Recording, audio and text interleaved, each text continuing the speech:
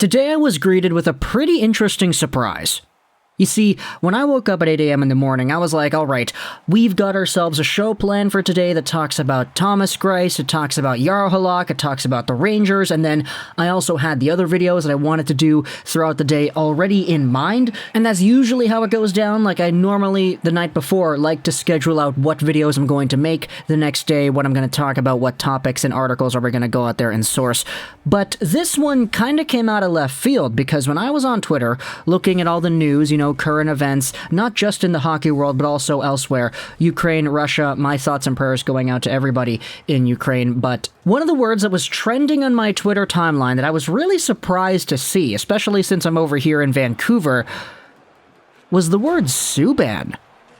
PK Subban was trending here in Vancouver on my personal timeline. Now, I know Twitter likes to go out there and they assemble your recommended trends in a way that kind of corresponds to what it is that you explore on Twitter. So because I'm always interacting with hockey stuff, maybe that's why hockey topics are recommended more frequently to me than to others. But Subban was trending, and I was like, okay, why? What the heck did PK Subban do this time? Why is this guy on the Twitter trends? Why are people talking about him? Well, it turns out the conversation on Subban has been sparked up because of a very specific bit that the TSN Insider Trading guys went out there and had the other day. Let's go over on Specters Hockey on February 25th, so today, and talk about what Pierre LeBrun had to say on the recent edition of this show. He reports that the Montreal Canadiens' new management intends to be pretty aggressive in this summer's free agent market, which opens on July 13. They still intend to get younger on some parts of their roster, but they also hope to lure in a star or two to Montreal as part of their roster transformation.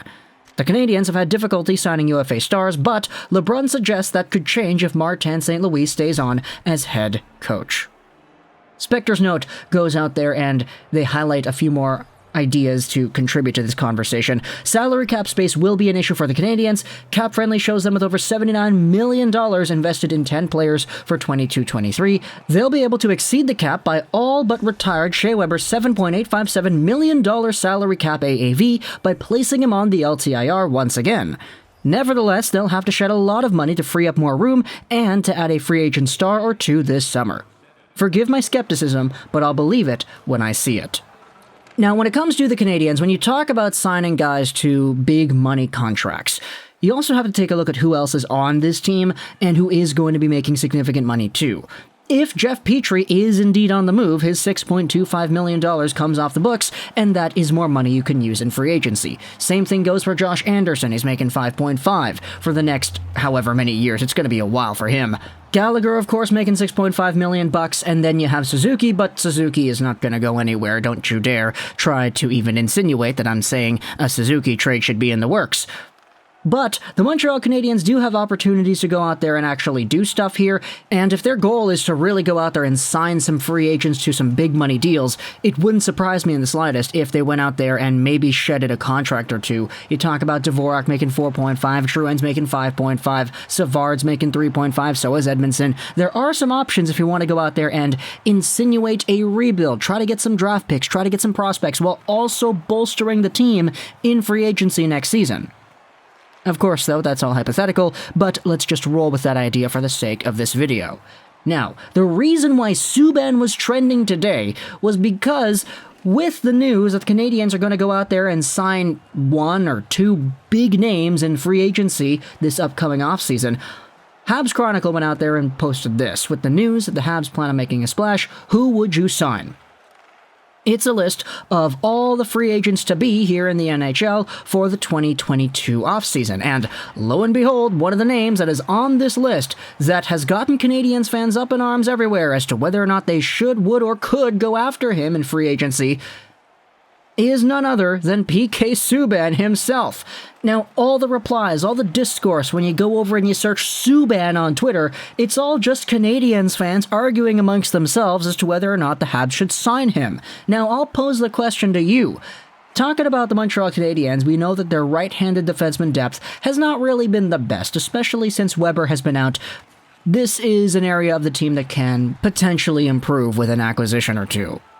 If PK Subban is the guy, because he's slated to becoming a free agent, that contract of his is finally over.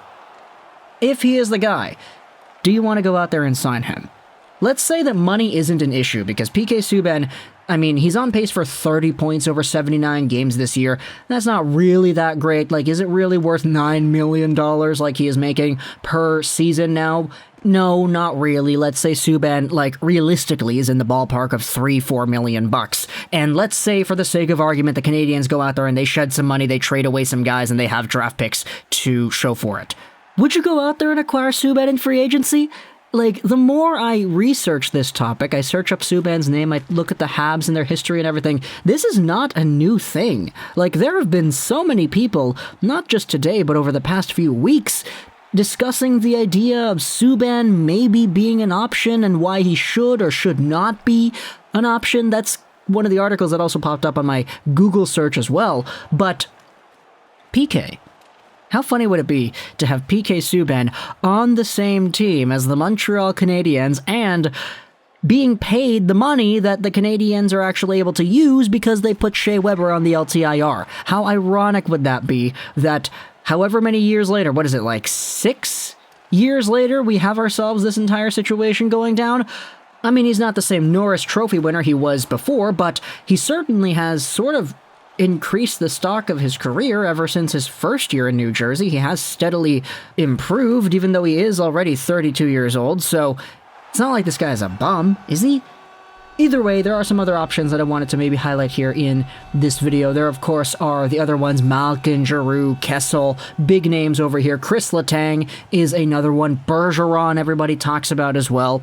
And then one of the even bigger ones towards the end of this list is Jesperi Kotkaniemi, so yeah, that's kind of interesting.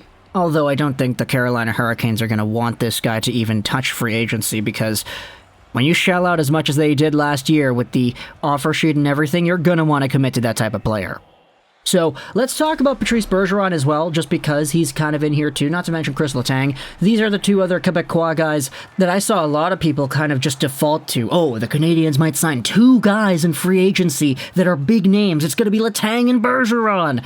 And that's one of the things where it's like, yeah, you're really going to need to shell out significant money if you want to make a trade, or not make a trade, but like you want to acquire any of these guys in free agency. Like, I get it, they're older, but Kris Letang is going to get what he's worth. That's part of the reason why the entire conversation has started as to whether or not he'll leave Pittsburgh, is because he doesn't want to take a discount to stay with the Pens. Meanwhile, you have Patrice Bergeron, whose entire conversation with the media has been, yeah, you know, he loves Boston, he really appreciates what the Bruins have done, but he doesn't know what he's going to do next year, whether or not he re-signs or retires or whatever. So, who even really knows if he's actually going to be an option here? But assuming they both are, hey, that sounds great. Having Kris Letang and PK Subban, okay, no, kind of joking about PK, but like having Letang and Bergeron, the Quebecois guys coming back over here, obviously the French connection makes things a lot easier for Canadiens fans to get on board with it. Plus the fact that they're also very good just in general. Kris Letang, as we have noted, he's been having a fantastic season this year. He's on pace for 75 points over 78 games. He is under a point per game over here. And, I mean, he hasn't really been this good since, like, 2015, 2016. So, like, he's pretty much giving himself a reason to get paid at 34 years old. Meanwhile, Bergeron, 36 years old, captain of the Bruins. We all know the body of work that he has had here in the National Hockey League, and he is at 62 points in 78 games as a projection pace as well, so certainly a very good player in his own right. And you think about what the Canadiens could look like if you added these two names. Of course, I'm only defaulting to them because they're the ones that everybody is talking about. And all of a sudden, the Canadiens look like a much better team. Of course, though, you have to add and subtract. So who exactly are the Canadiens going to get rid of in order to free up the money to sign a guy or two that are big names? Who really knows? You can let me know in the comments what your thoughts are about that entire conversation. But either way, also, who should the Canadiens go after in free agency? Obviously, everybody targets Letang, everybody talks about Bergeron, everybody I've seen today at least has been talking about Subban. But from the names over here, Giroux, Malkin, Letang, Kessel, Fleury, Pavelski, Kessler. Okay, no, Ryan Kessler is not coming back. That's Not gonna happen, unfortunately. Louis Eriksson is also a free agent too, not to mention Dustin Brown, Anton Strawman. There are a few names over here that could be pretty interesting conversations. It says Claude Julien is also a free agent, unfortunately, so who really knows if that's gonna happen. Max Domi too, not to mention him. So the conversation is wide open. Let me know in the comments all your thoughts and opinions. I hope you enjoyed this Shows 99. And bye.